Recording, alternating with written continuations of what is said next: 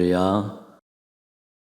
함께 예배를 드리는 동인가족 여러분, 여러분의 삶과 가정에 하나님의 따뜻한 손길과 또 능력의 손길이 머물기를 축복합니다.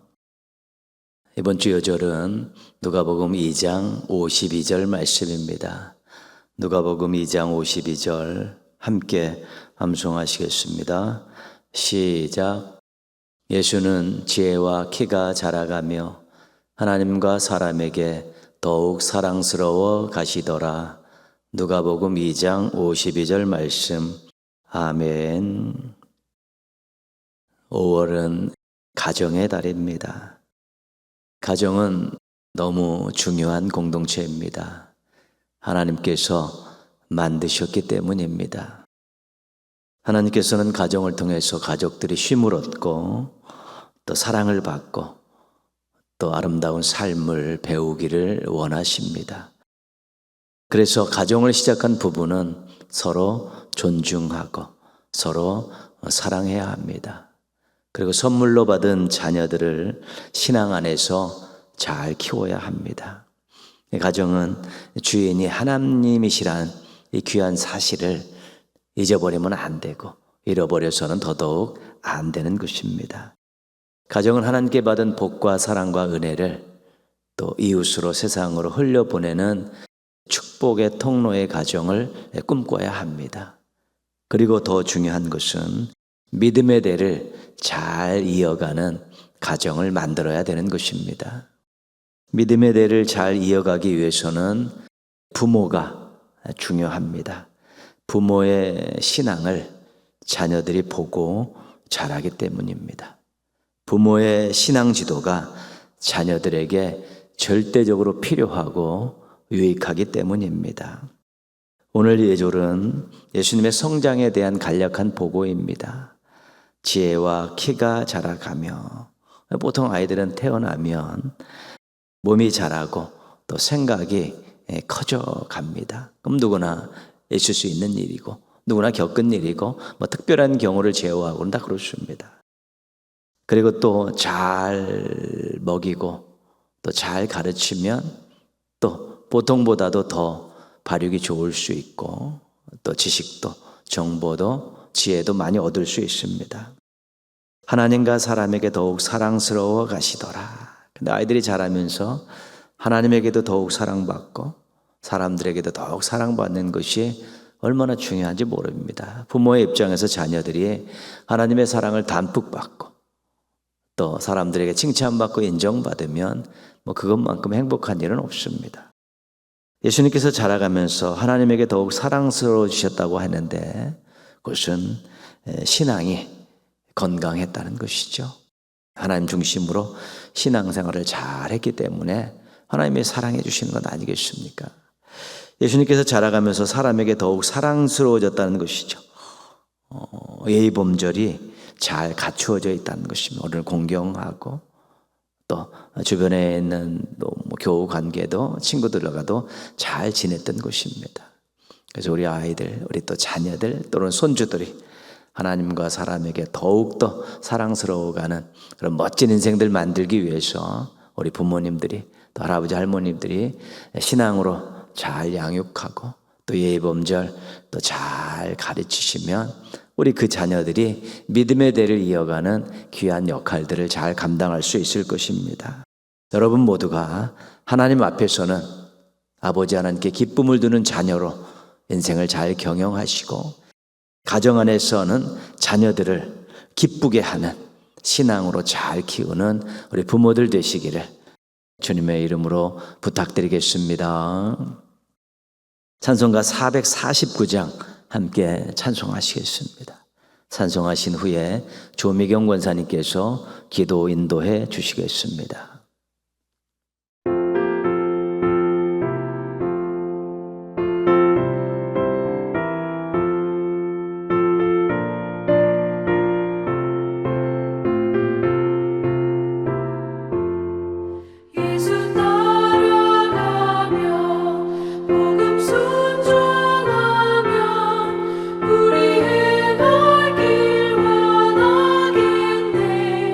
주를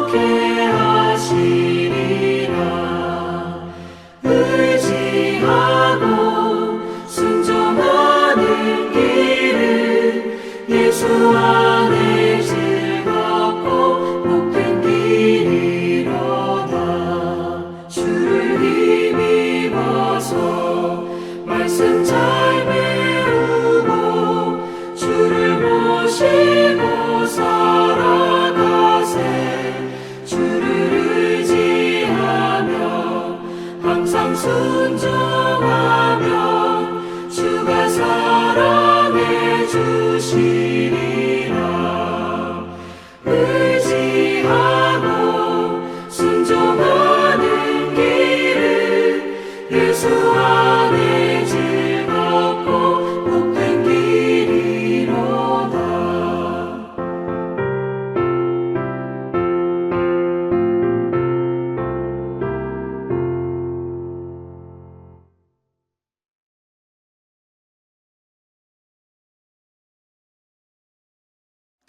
사랑의 하나님, 가정의 달 5월을 맞이하여 지금까지 베풀어 주신 하나님의 사랑에 감사를 드립니다.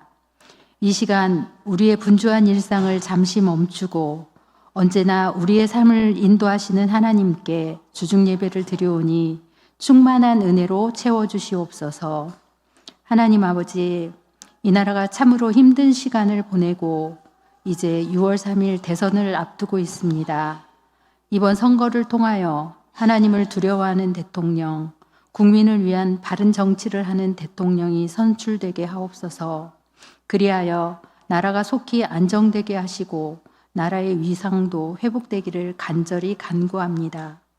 이를 위하여 이 땅의 그리스도인들이 깨어 기도하게 하옵소서. 하나님, 저희 동인교회 지체들이 하나 되어 사랑하며 주님의 뜻을 이루는 공동체가 되게 하심을 감사드립니다. 지금까지 성장시켜 주신 은혜에 힘입어 이제는 하나님의 선하신 뜻을 세상에 희망의 빛으로 드러내는 성숙한 공동체가 되게 하셔서 영광 받으시옵소서. 하나님, 말씀을 전하시는 목사님께 은혜로 함께하여 주시고 늘 영육간에 강건하게 하여 주셔서 목사님의 사역이 하나님의 뜻에 합하여 하나님의 영광 나타내게 하옵소서. 저희들도 말씀을 잘 듣고 깨달아서 하나님이 기뻐하시는 믿음의 길로 가게 하옵소서. 이 시간 드리는 예배 가운데 하나님이 함께 하심을 믿고 감사드리며 부활의 산 소망이 되시는 예수님의 이름으로 기도합니다. 아멘.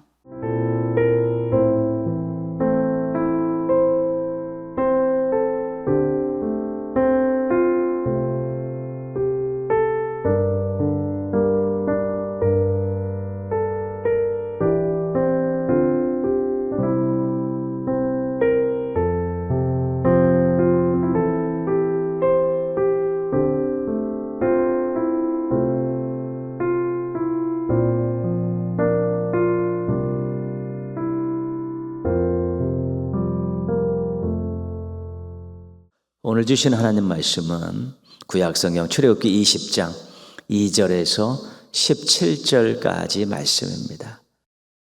출애굽기 20장 2절에서 17절, 우리 십계명에 대한 서문부터 10번째 계명까지 그 내용인데 한번 우리 쭉 같이 한번 읽겠습니다. 나는 너를 애굽 땅 종 되었던 집에서 인도하여 낸 내 하나님 여호와니라. 너는 나 외에는 다른 신들을 내게 두지 말라.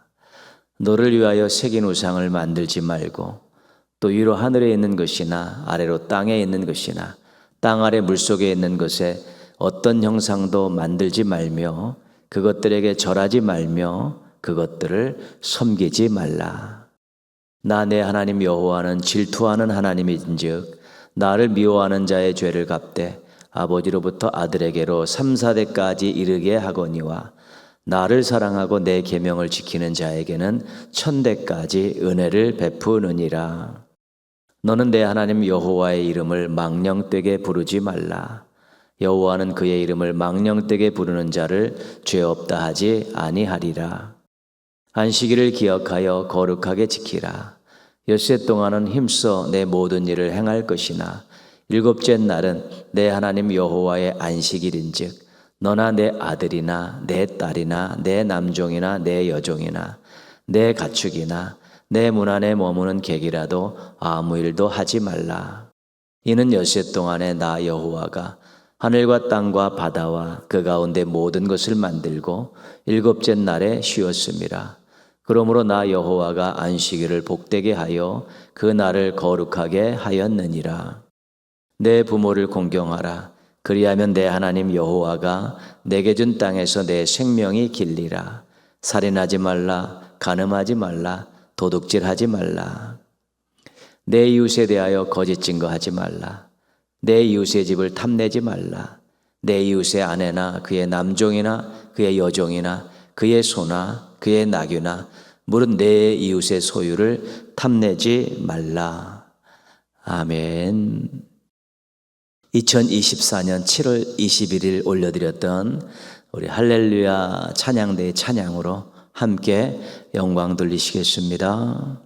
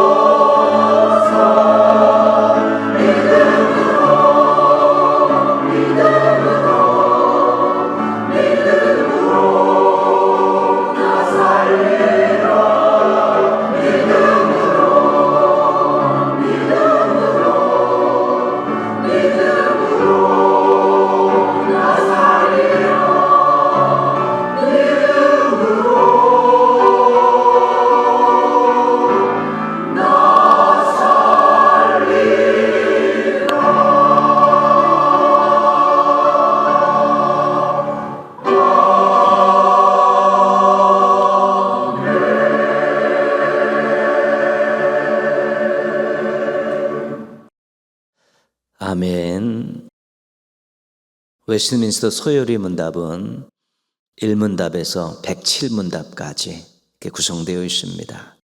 1에서 38문답은 믿음에 대한 내용이고 39에서 107문답까지는 의무에 대한 내용입니다. 이것은 우리가 3문답을 통해서 나누었던 것입니다. 3문답, 성경이 주로 가르치는 것은 무엇입니까? 답, 하나님께 대하여 어떻게 믿어야 하며, 이게 믿음 부분입니다. 하나님께서 요구하신 의무를 가르칩니다. 하나님께 요구하신 의무, 이것이 의무에 대한 내용입니다. 그래서 성경이 주로 가르치는 것, 하나님의 영광을 위해서 살게 하기 위해서 하나님께서 지시하신 유일한 법칙인 성경 안에는 하나님에 대하여 어떻게 믿어야 되냐, 사람이 하나님께 대해 어떻게 믿어야 되냐, 믿음, 하나님께서 사람에게 요구하시는 의무, 이것을 가르친다는 것이죠. 믿음과 의무, 이것이 성경의 내용이고, 이 성경의 내용에 따라서 우리가 4문답에서 38문답까지 믿음, 39문답에서 107까지 의무, 이렇게 나눈 것입니다. 믿음에 대한 공부를 다 마쳤습니다. 시간 내서 또 1에서 38문답까지 1, 2, 3문답은 서론에 대한 내용이고요. 4에서 38문답은 믿음에 대한 내용인데 다시 한번 쭉 읽어보시면 공부하신 내용이 조금씩 생각나실 것입니다. 그리고 우리가 사도신경을 18주 동안 공부했습니다. 18주 동안. 믿음에 대한 내용을 복습하고 보충하고 우리가 매주 또 매일 고백하는 신앙 고백을 잘 하기 위해서 한번 다시 공부했습니다.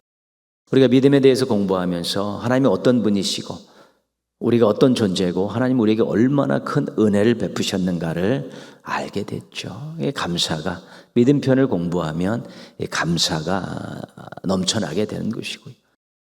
그러면 이제는 은혜 받은 사람이, 엄청나게 선물을 받은 우리들이 하나님께 대해서 어떻게 해드려야 되는가, 하나님은 도대체 우리에게 무엇을 요구하시는가, 이런 부분들에 대한 질문이 생기는데 그 질문을 우리가 지금부터 제시하면서 풀어가려고 하는 것입니다. 우리가 39, 40, 41, 42 오늘까지 우리 한꺼번에 이렇게 다 정리를 다시 한번 해드리겠습니다. 39문은 하나님께서 사람에게 요구하시는 의무가 무엇입니까? 답은 어떻게 되냐면 39답, 하나님께서 사람에게 요구하시는 의무는 그의 계시된 뜻에 복종하는 것입니다. 여기서 사람은 모든 사람을 이야기하는 것이죠. 여기서 하나님은 창조주 하나님을 이야기하시는 것이죠. 창조주 하나님께서 모든 사람들을 만드시죠. 온 우주 만물을 만들고 사람도 만드시지 않았습니까? 피조물입니다. 창조주 하나님께서 피조물들에게 요구하실 수 있습니다. 권리가 있는 것이지요. 주인이신 하나님께서 그 종들에게 얼마든지 요구하실 수 있는 것입니다. 계시된 뜻, 이것은 하나님께서 사람들에게 보여주신 하나님의 뜻입니다. 하나님의 뜻. 그래서 하나님께서 요구하시는 의무는 하나님이 계시해 주신, 보여주신 그 뜻에 복종하는 것, 복종하는 것이죠. 계시된 하나님의 뜻에 순종하는 것, 이것이 하나님께서 사람에게 요구하신 의무입니다. 어떻게 살아야 되느냐? 내가 너에게 가르쳐준 이 뜻, 나의 뜻, 이것에 복종하고 살아라, 순종하며 살아라, 그렇게 말하는 것이죠. 피조물이 창조주 하나님의 뜻에 복종하고 순종하고 살아야 되는 것입니다. 전도서 12장 13절은 이것에 대한 가장 근거 있는 말씀이죠. 일의 결국을 다 들었으니 하나님을 경외하고 그의 명령들을 지킬지어다. 이것이 모든 사람의 본분이니라. 지혜를 가진 지혜자가 사람의 본분을 복종이다, 하나님께 대한, 하나님 말씀에 대한 순종이라고 못 받고 있는 것이죠. 지식을 다 동원하고 지혜를 가지고 인생을 경험해 본 그 지혜자가 하나님을 경외하고 하나님의 명령들에 순종하고 복종하는 것이 사람의 도리다, 사람의 본분이다, 그렇게 말씀하고 있고 하나님도 그것을 지지하시기 때문에 성경 말씀에 담아 놓으신 것입니다. 40문입니다. 40문, 하나님께서 사람의 복종의 법으로 처음 계시하신 것이 무엇입니까? 복종하신 계시된 뜻이 있지 않습니까? 그것을 법으로 만들었다는 것이죠. 법정의 법으로 처음 계시하는 것이 무엇입니까? 40일 답입니다. 하나님께서 사람에게 복종의 법으로 처음 계시하신 것은 도덕법입니다. 도덕법입니다. 그렇죠.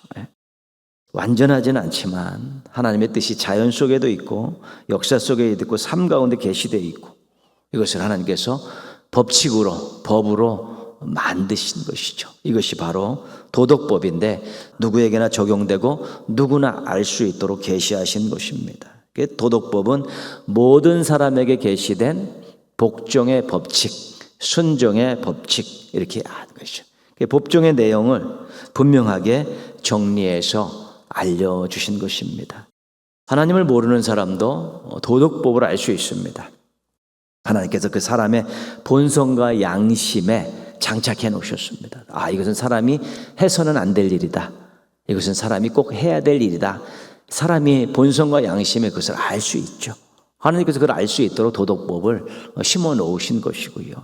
하나님을 아는 사람은 하나님의 뜻을 담아 놓은 율법을 통해서 더 구체적으로 알 수 있게 하신 것입니다. 모든 사람은 도덕법을 알아야 돼요. 도덕법을 지켜야 되죠.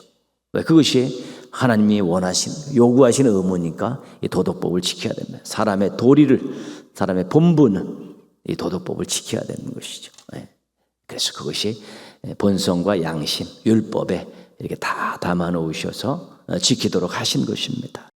오늘부터 우리가 두 문답을 한번 살피는데 연장선상에 있습니다. 40일문입니다. 그 도덕법이 요약되어 담겨 있는 곳이 어디입니까?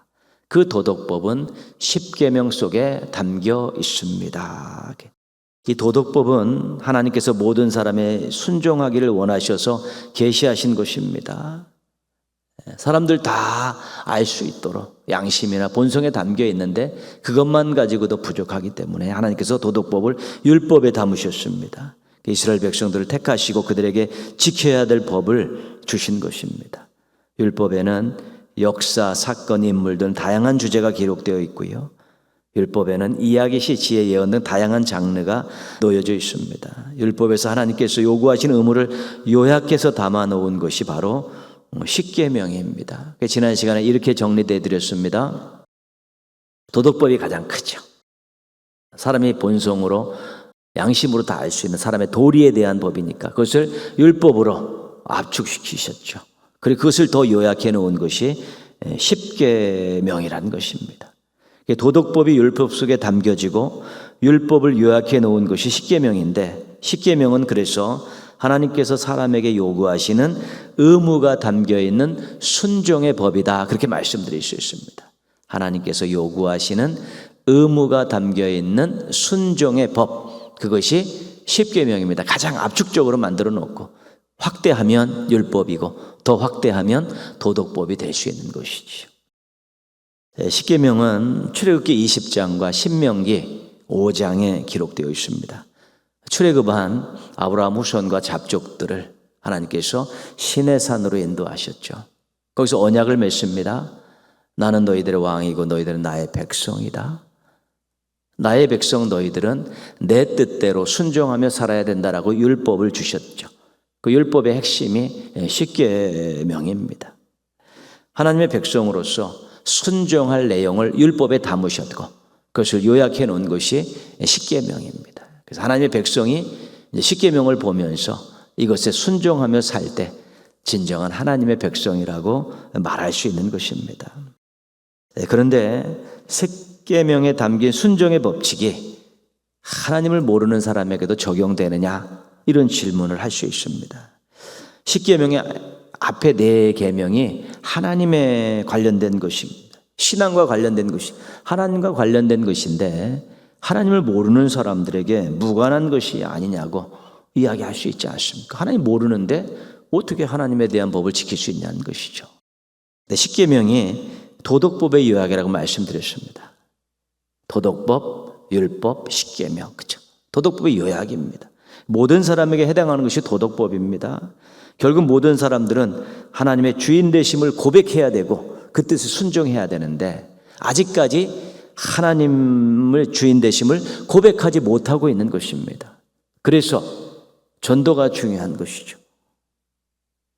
하나님께 다시 그들을 돌아오게 해서 예수님을 믿음으로 하나님의 백성이 되게 하셔 십계명 전체에 지킬 수 있도록 만드는 것인데, 아직까지 그들은 하나님에 대한 주인 되심이 없기 때문에 십계명에 대해서 별반 관심이 없는 것이죠. 특별히 1계명에서 4계명까지는 더더욱 그런 것이죠.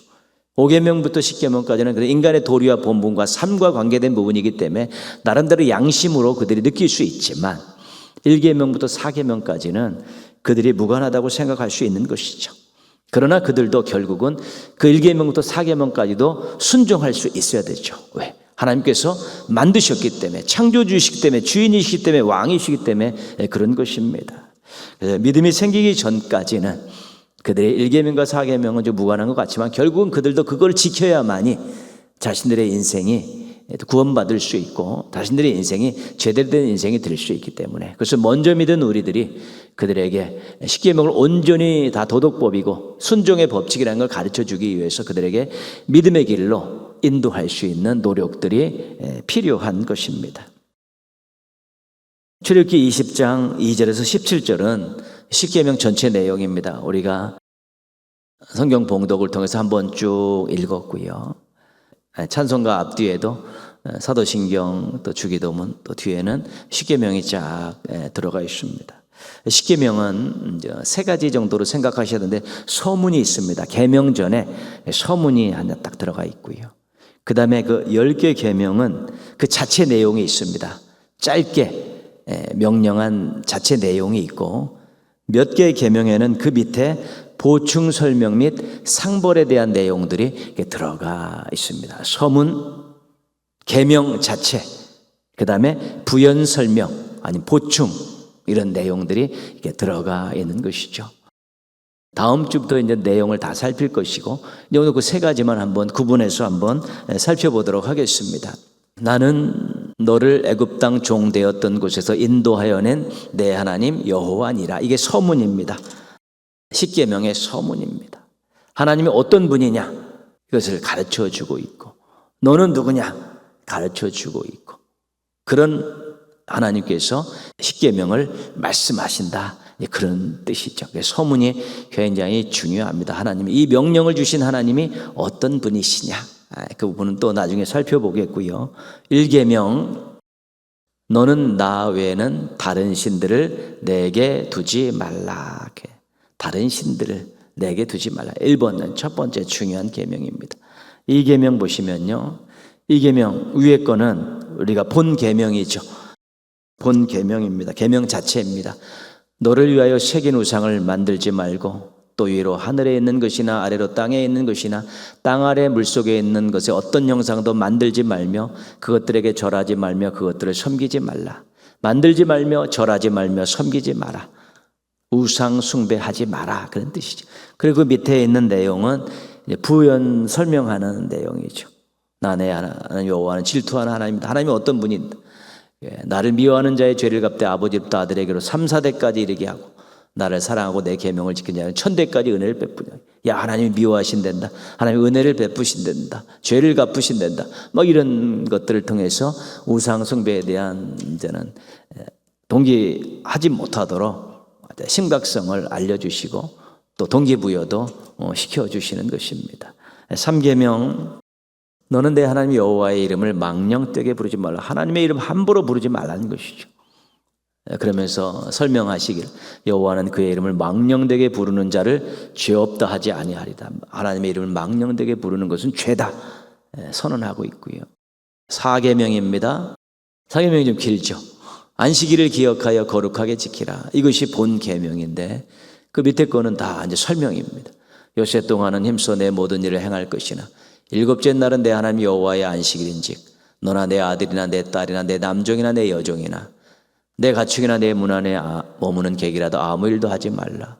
이는 엿새 동안에 나 여호와가 하늘과 땅과 바다와 그 가운데 모든 것을 만들고 일곱째 날에 쉬었습니다. 그러므로 나 여호와가 안식일을 복되게 하여 그날을 거룩하게 하였느니라. 어떻게 안식일을 지켜야 되는가? 그 얘기 나오고 왜 안식일을 지켜야 되는가 이런 것들도 설명하죠. 중요하니까 또 설명이 길게 되어 있고 잘 모르는 것 같으니까 설명을 자세하게 해놓으신 것입니다. 5계명입니다.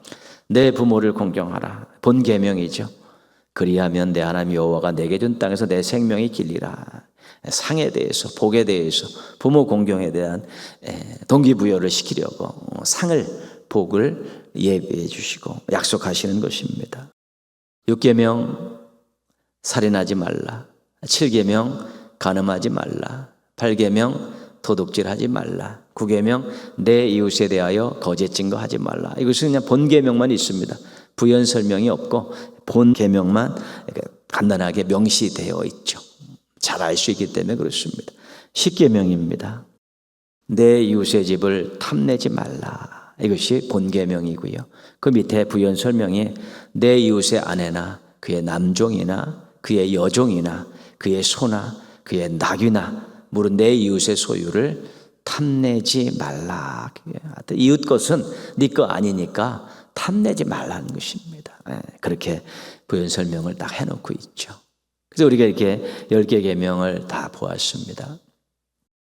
어떻게 됐습니까? 소문, 그 다음에 1에서 10계명까지 본 계명들이 있고요. 몇몇 계명에는 부연 설명이 들어가 있죠.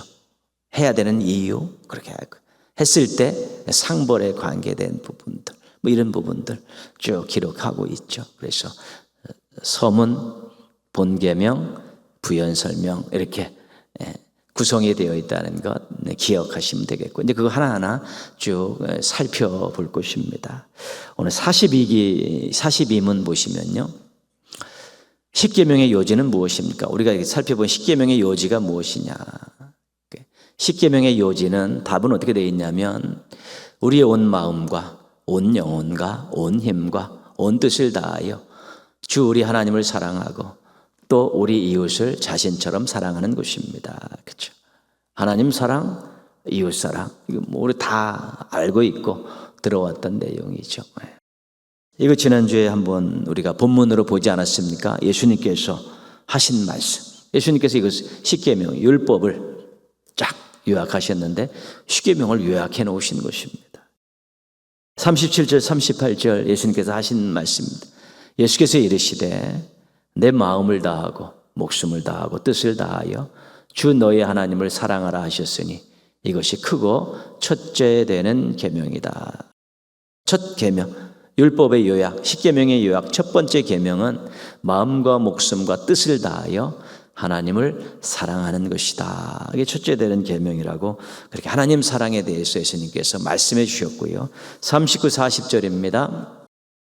둘째도 그와 같으니 내 이웃을 내 자신같이 사랑하라 하셨으니 이 두 계명이 온 율법과 선지자의 강령이니라. 첫째 하나님 사랑, 둘째는 이웃 사랑.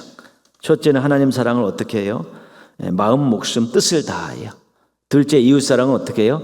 자기 자신과 같이 이렇게 사랑하는 그 요약입니다. 10계명의 요지가 결국은 하나님 사랑, 이웃 사랑이다. 그렇게 말씀하고 있는 것이죠.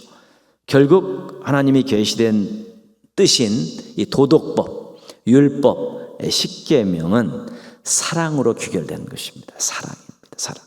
하나님께서 모든 사람들에게 또 하나님의 백성들에게 사랑하라.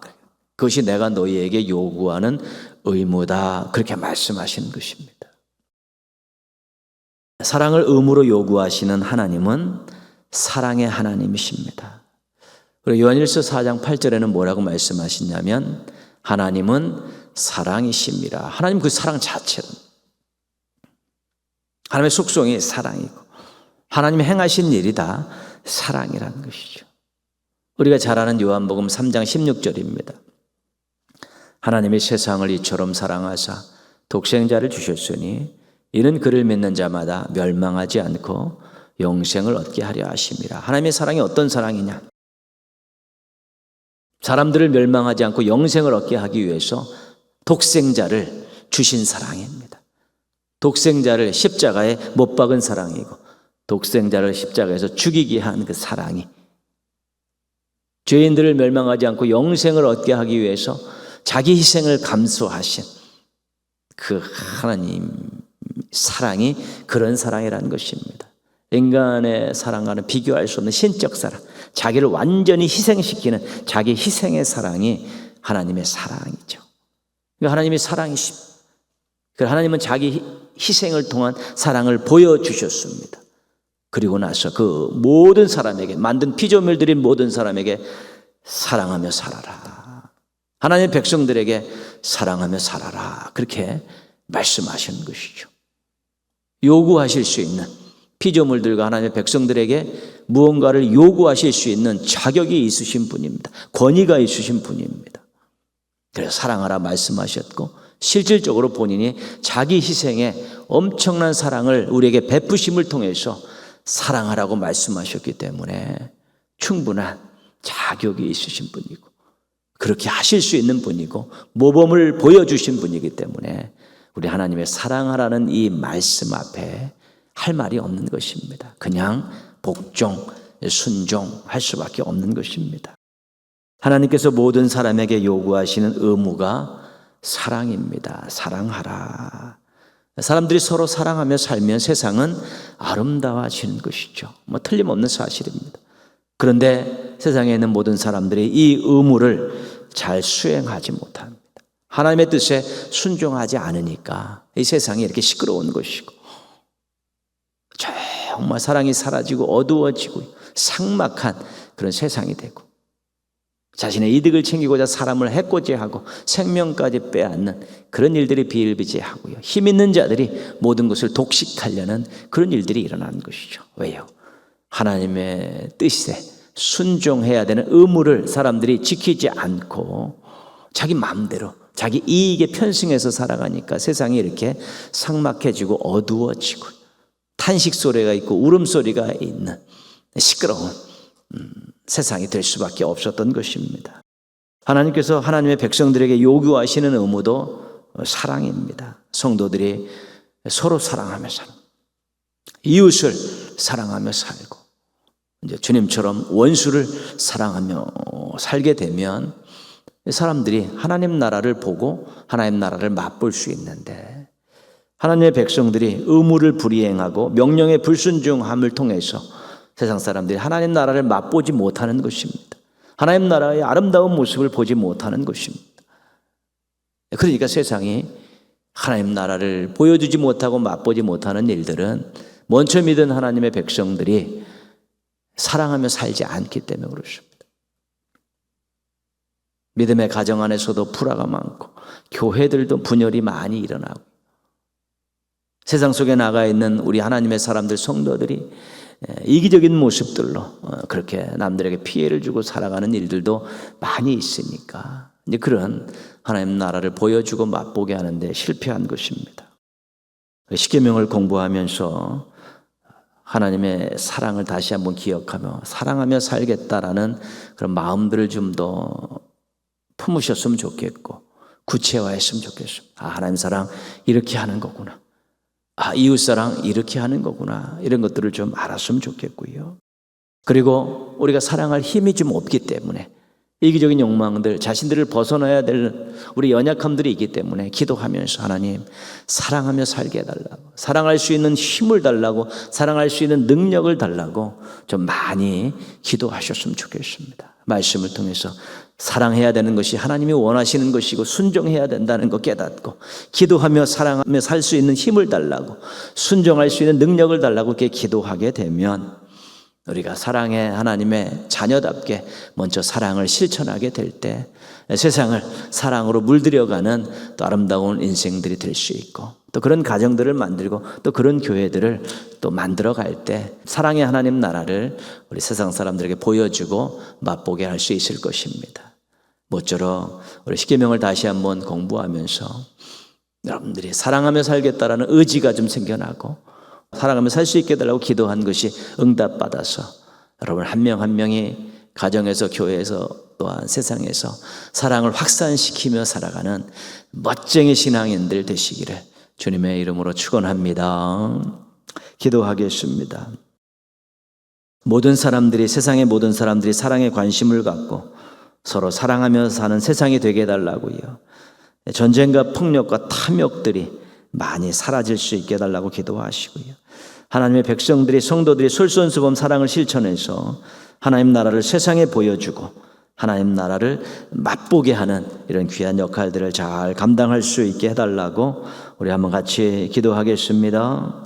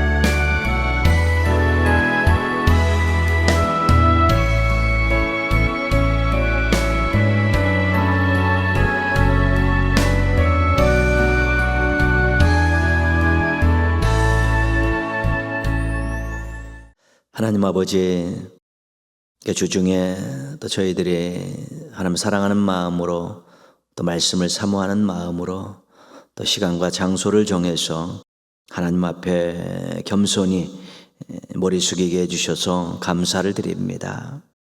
하나님의 사랑과 은혜를 절대 잊지 못하고 늘 감사하며 살게 하여 주옵시고 또 보답하고 싶은 그런 마음을 가지고 살 수 있는 저희들 되게 하여 주시옵소서. 주중 예배를 드리면서 저희가 하나님 십계명 앞에 섰습니다.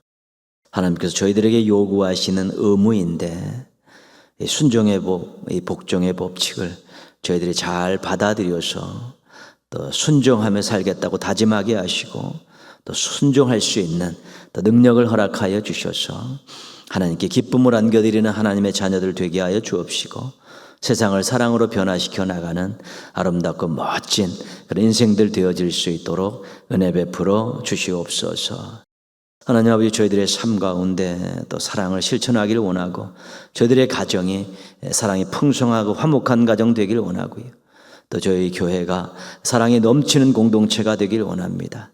그래서 저희 개인이 또 가정이 교회가 또 이웃으로 세상으로 사랑을 흘려보내는 축복의 통로가 되게 하여 주시옵시고 사랑의 통로들이 되어질 수 있도록 은혜 베풀어 주시옵소서. 세상에 있는 모든 사람들의 양심을 잃어버리지 않게 하시고 양심이 살아있게 하시고 인간의 본분을 잊지 않게 도와주셔서 사랑하며 살게 하여 주옵소서. 폭력과 탐욕이 많은 이 세상이 이제 사랑으로 그 모든 것들이 사라져가게 하여 주시옵시고 서로 사랑하며 서로 돕고 함께 어우러져서 살아가는 아름다운 세상으로 변화되어질 수 있도록 도와주시옵소서. 하나님의 백성들이 성도들이 솔선수범 사랑을 실천하면서 하나님 나라가 이런 것이라는 거 보여주게 하시고 하나님 나라를 맛보게 함을 통해서 세상에 있는 사람들이 믿음 안으로 돌아오고 믿음의 울타리 안으로 돌아오고 그들도 사랑을 실천하며 살면서 하나님 뜻을 이루어드리고 하나님께 순종함으로 복을 누리게 하여 주시옵소서. 아직도 하나님에 대해서 모르는 사람들이 많습니다. 이제는 하나님을 사랑하며 사는 것도 인간의 본분이라는 것을 깨달을 수 있도록 복음을 통해 그들을 인도해내게 하시고 구원해내게 하여 주옵시고, 함께 더불어서 하나님을 사랑하고 이웃을 사랑하면서 아름다운 세상을 만들어갈 수 있는 저희 모두가 되어질 수 있도록 복내려 주시옵소서. 동행의 가족들 남은 기간 또 한 주간도 성실하게 열심히 살게 하시고, 연휴 후유증을 떨쳐버리고 다시 삶의 자리에서 열심히 성실하게 진실하게 살아가게 하여 주시옵소서. 5월 가정의 달을 맞아 특별히 가정을 잘 돌아보면서 또 이렇게 덜어내야 될 것들, 보충해야 될 것들을 판단해서 잘 조치하게 하시고, 가족들이 화목한 가운데서 하나님의 주인 되신 가정을 이루게 하여 주셔서 하나님께 기쁨을 안겨드리고 큰 영광 올려드리는 가정 만들게 하여 주옵시고, 그 가정에서 얻은 힘을 가지고 학교에서, 직장에서, 사업장에서 멋지고 아름답게 살아갈 수 있는 믿음의 가족들 되게 하여 주시옵소서. 주일날은 모여서 함께 감격적으로 하나님께 예배를 드리면서 다시 한번 겸손히 주의 말씀을 경청할 수 있는 겸손하고 신실한 우리 성도들 되게 하여 주시옵소서. 예수님의 이름으로 기도합니다. 아멘. 하늘에 계신 우리 아버지, 아버지의 이름을 거룩하게 하시며 아버지의 나라가 오게 하시며 아버지의 뜻이 하늘에서와 같이 땅에서도 이루어지게 하소서.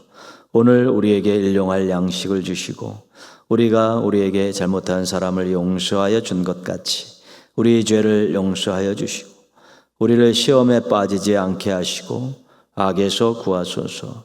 나라와 권능과 영광이 영원히 아버지의 것입니다. 아멘. 예수로 사네, 그 힘으로 사